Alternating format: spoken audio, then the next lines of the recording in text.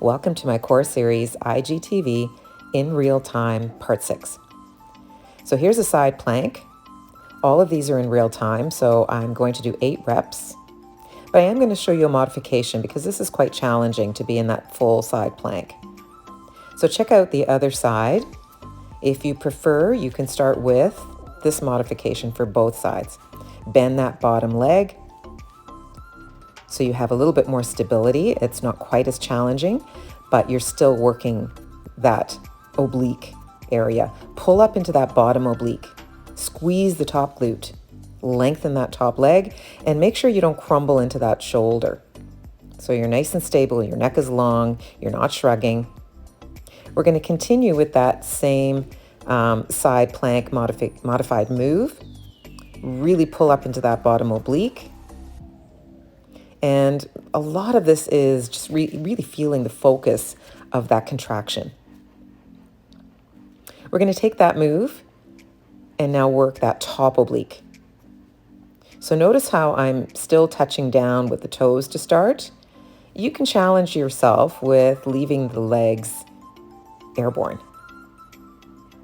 And here I've combined the last 2 moves you've done, coming up into that bottom oblique and then targeting the top oblique.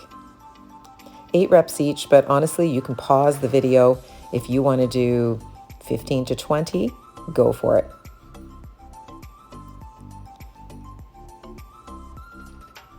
Other side here. Again, think about form, right? It's not about reps as much as it is about good form on each one. So pull up into that bottom oblique, push the hip up, really squeeze the glutes, and again, do not crumble into that bottom shoulder.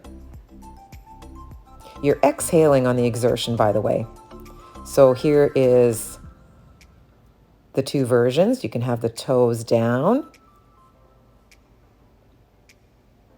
or you can go back to that airborne version, which you saw on the other side. Both are very effective. They'll add up, I promise you. How you doing right now? You working with me? I certainly hope so. Make sure you're exhaling on the exertion. From here, you're just going to lie down flat back. Make sure you have a pelvic tuck. That's what you can see I'm doing now, adjusting, pressing the low back into the floor. And we're going to combine a glute bridge or a hip thrust and an ab curl. Notice how I support my head as I lift up into the ab curl. The weight of the head is heavy in the hands, as I like to say. And you think these glute bridges are for glutes, and they are, but they're also part of your posterior chain core. We're going to stay with the ab curls, really focus on exhaling. Your eye level, by the way, is right over the knees. A little more challenging is to take the legs up into a 90 angle. Again, keeping the head level with the back. I angled the knees slightly, so now you're working more obliques again into that top side oblique. 8 pulses, side, center,